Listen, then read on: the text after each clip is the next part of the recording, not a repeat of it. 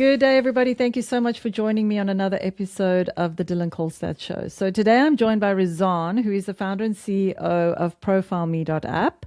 So if you don't know Rizanne and ProfileMe.app, that means you are probably not in the insurance and financial services space, because ProfileMe.app is one of the 3 times top rated, and by top rated we mean number 1 out of more than 160 platforms reviewed in the tech space, number 1 platform 3 times in a row. And I mean, Rizanne, that's amazing. Well done. That's incredible. Welcome.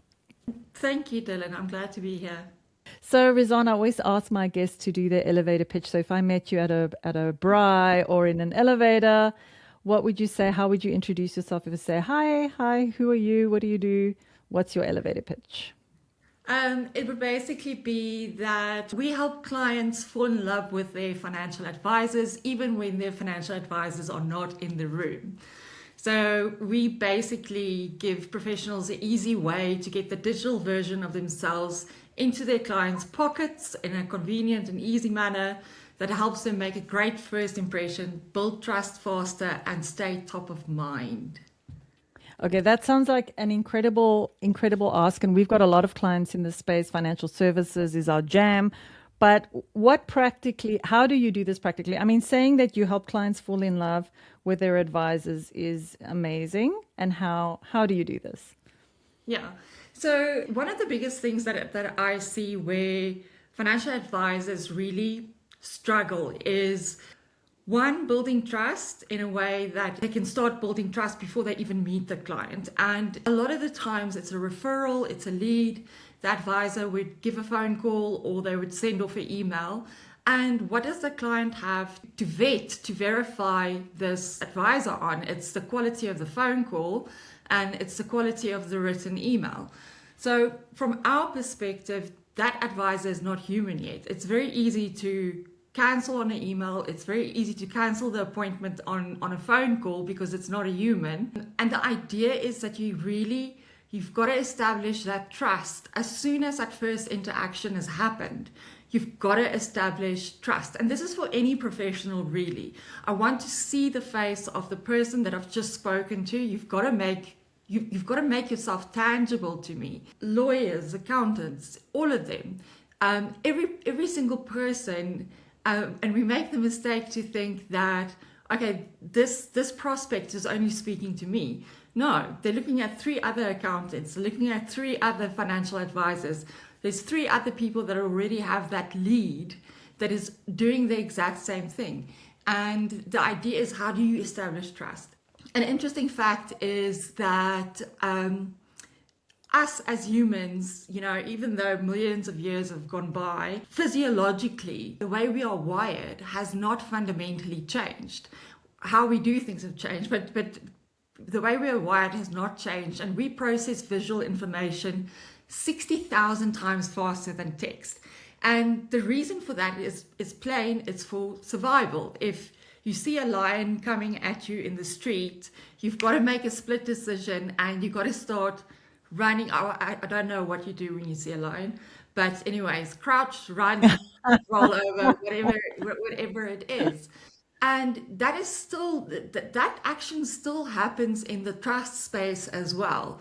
As soon as I see your picture, as soon as I see a tangible story around you with the digital profiles, that in our world, we make digital profiles. I can see who you are, what you do, who you do it for, and why I should trust you. We've got thousands of users on the platform, and there's robust analytics at the back end of it as well. And it's interesting that we are able to get a bird's eye view of what actual consumers are actually clicking on.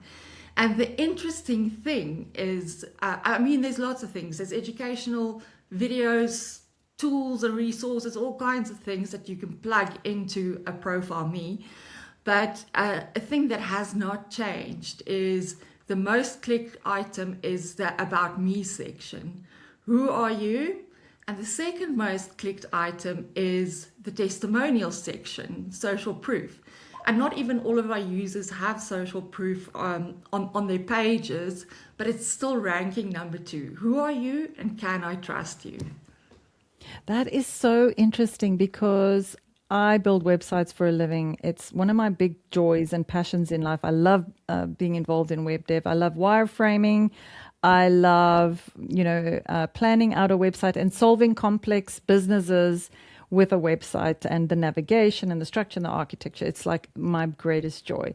So the when I started this journey before I was just a marketing manager and I was starting to learn about digital, and I would map out the navigation of a website based on what I think the order and flow should be. And the when I started looking at at the analytics, what did it tell me? Lo and behold, the most clicked on page is the home page. The second most clicked on page is the about us page. So now you'll see all the websites that we build, it goes home, about us, and it completely backs up what you're saying. So it's not just, I think when it comes to web, you're no longer face to face, everything's digital. And I love that you've sold this solution. So how did you come up with the idea, and what made you do the shift, and like, how did you get here? So traditionally, I'm actually a graphic designer, and I was also building websites. I happened to be building a website for somebody that just opened up an insurance franchise. So to be clear, the only person in insurance I knew was that person, and he had just started up, and we did website, and financial advisors are a unique group of professionals, and they operate like entrepreneurs, but it's a heavily the space it's got a lot of compliance, and there's fines and all kinds of things for missteps. So they're expected to operate as entrepreneurs, but they're restricted in the tools they can use and create to market themselves and their services. Right. If they go out of brand or out of, the rules, that now then it becomes a real compliance issue, and that was a very big headache.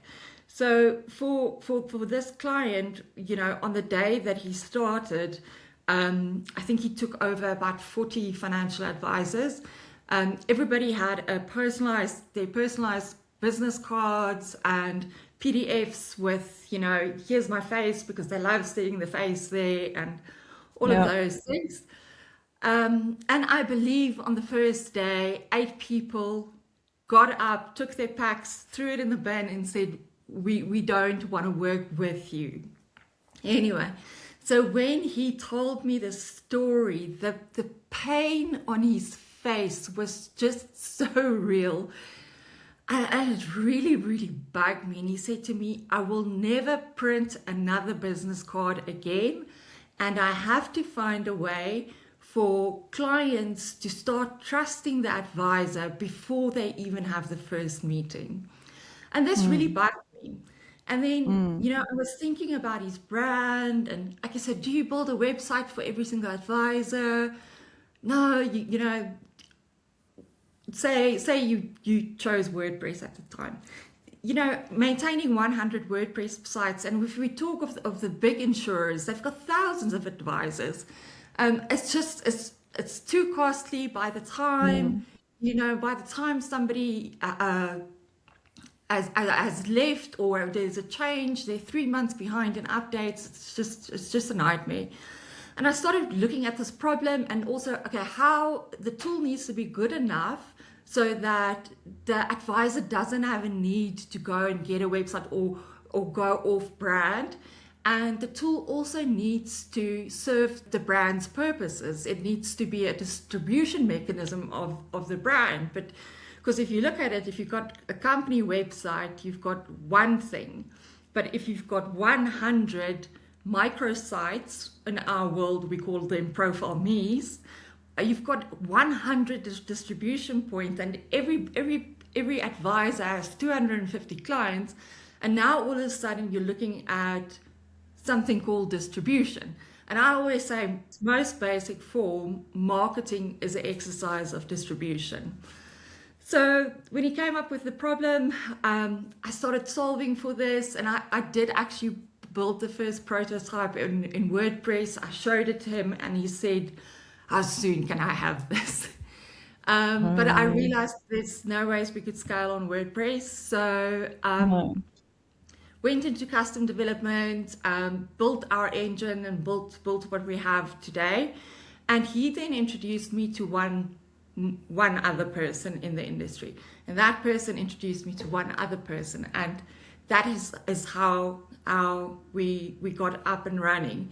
An interesting fact is that because I come from a design background and also a fair amount of marketing, below the line marketing, I'm able to speak on digital marketing, personal branding, all of these things. And I Yeah. started getting booked for talks around this. And all of these talks that I have, I structure in a way that they address the problem for which our product is the solution. So I Right. never really had to actively, push the product out into the insurance industry. They actually started booking me to talk about the problem, and we Right. happen to have the solution. I think that's amazing. I'm kicking myself that I didn't come up with it back in the day because I was also giving talks on this, and I was saying to people, you should have on your email signature, you should have a video introducing yourself. And I'm like, damn it, this is the solution. It's amazing. I absolutely love it. Well done. So somebody looking at you might think it's been all success and smooth sailing all along the way. Have you hit any major hurdles or problems or challenges that you've had to overcome? Yeah. So before I started around about the age of 39, 40. Interesting fact is that I didn't even have a bank account of my own. I was under sequestration. I had lost absolutely everything from a divorce, lost everything. I was living with my mom. I'd relocated. It's actually crazy. And then I started working, upskilling myself and started, different city, getting new clients, etc., and working myself out of the situation that I was in, and that's when the idea fell for it. Now I had absolutely no money to to do this business, but the one thing I did have was time. Mm, So, and I knew that I was going to have to work a couple of jobs to fund this venture. It's going to take a lot of time to educate the market. I mean, we launched in South Africa. There was nothing like that in South Africa. Now you've got to get to educate people, on this product that is like a website but not a website. yes. And Yes. why should I have this product? There's a whole load of things. So it was going to be a very heavy push, and I wasn't initially sure, whether it's going to be worth it. It could fail. It could do lots of things. And I will never forget, somebody said something really interesting to me. They said, Rizanne, you're like the dog chasing the car. Some people spend their whole lives looking for that big idea. You Yeah. now got a big idea. What are you going to do with it? And that really struck me. And I thought, you know what? I'm actually so privileged to be in this position because I have absolutely nothing to lose. I have the time and I have a big idea. So I went ahead and I just did it. Worked a couple of jobs. Everything went into that. It was a couple of years before I could even get a salary. But yeah, so I would say that our biggest obstacle, we started with the biggest obstacle already. For us, getting to zero was a win. It's not even, we are at zero now. Okay, brilliant. Now we can start building on top of this. So I'd say that was the biggest obstacle. And then coming into an industry as an outsider, yes, it does take a very, very big push to get accepted into especially a niche and very tight-knit industry like financial services. And you don't always know, all of the big names. You're not always able to get into the right rooms. So that is an obstacle we face a lot. Another obstacle is being a female. Because now I'm not only in finances, I'm also in tech. And the general misconception is that female-run tech is not as robust as male-run tech. So that is something that we're constantly having to navigate around. And we really focus on having an insane amount of credibility, testimonials out there, fanfare, so that our users actually advocate for us. And that's helped. That's amazing. So, I mean, when your customers are your biggest sales reps, I think then your job is done, right? Yes, no, exactly. I mean, we get fan posts and all kinds of That's things, which is amazing. amazing. We love it. But again, we are insane on customer service and support. Well, that's key. I think if people love the product and it's a robust product and you offer good support, the next question I have is about pricing.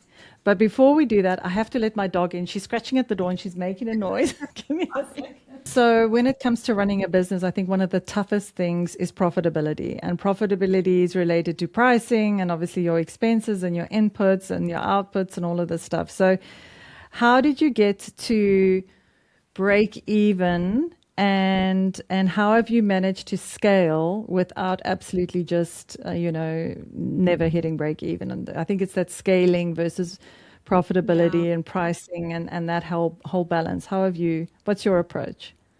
Yeah. So when we initially started, we came in with a price point that was too low. And over the years, we've had to increase that price point. And that is a very big mistake because it's very difficult to get people to change their minds. But knowing your customer insanely well helps a lot, because you already know what is their break point for the pricing. You're kind of there, and you build the product around it to allow for that. So we obviously need to run on volume. We run a product that formulation wise it shouldn't be working, because we run at a low price point in high volume, but it's also a high touch product. Usually low price, high volume is low touch. So there's a lot of things that we've had to do in the business to bring the high touch down to a lower touch, etc. What we do is we boost it with sundry services, consultations, once-off setup fees, design fees. We now have hardware that we sell as well. And I think the idea is, obviously we want to get as many users as possible, but we want to make that pricing band as deep as possible as we can by bringing other services in, because we're sitting with a distribution base that already know us, they already trust us, and they're happy to give us some money. So my thinking around price point and also around niching is exactly around that theory. Right. I know as an entrepreneur, like working out your pricing to your input costs has been one of my biggest challenges, just understanding how to quote properly and structure things. And because I'm also not a financial person by nature, and it does take time to learn these things and actually grow. In terms of, thought leadership, public speaking, having a public profile, what is your biggest learning in terms of the benefit of individuals going out there and really building their own profiles and, stepping up in the thought leadership space? What are your insights in that space? Yeah, no, I could definitely say absolutely worth it. And also remove yourself out of the equation. Go and get professional help. If you're going to leave it up to yourself to do, you are going to have personal feelings about it, and that's just not going to work. I have outsourced person that understand me and know me very well, and gets it right most of the time, that does my stuff. If I were to do it myself, I would cringe and I simply wouldn't Yes. do it. But things like webinars and, participating in panels and things like that, pro bono as well, I don't see that as marketing. I really see it as education at scale. And the interesting thing is, with these activities that we've had, it's been one of our most successful sales avenues, Mm. because we're not selling a product, we're educating on how to solve a problem, and we're speaking to the pain Yes. point. And Yes. then we happen to have a product that solves the pain point. So it's been incredibly lucrative for us to do it that way. And I'm in general very, very passionate about digital literacy and digital enablement. So yeah, for us, it's not a nice to have marketing exercise. It's actually educating on what is the solution for a specific problem. I love it. So with ProfileMe.app, it's the first start to building a decent profile and really helping your customers understand who you are and why they should work with you and not with your competitor. Thank you so much, Rizanne. It's been absolutely amazing. You've been it's been so insightful speaking to you, and I'm so proud of you. Female led, number one rated for 3 years in a row, tech company, female founded and led tech company. It's always an inspiration to meet people like you. So well done. And guys, we'll link Rizanne and Profile Me in the description below. Please like, comment, subscribe, share, do the things. And yeah, please go and check out ProfileMe.app, because I am definitely going to check it out and recommend you to some of my clients. Thank you, Rizanne. You've been amazing. Thanks, Dylan. And Thanks so much for having me. big pleasure. And thank you, everyone, for joining us. Have an awesome day.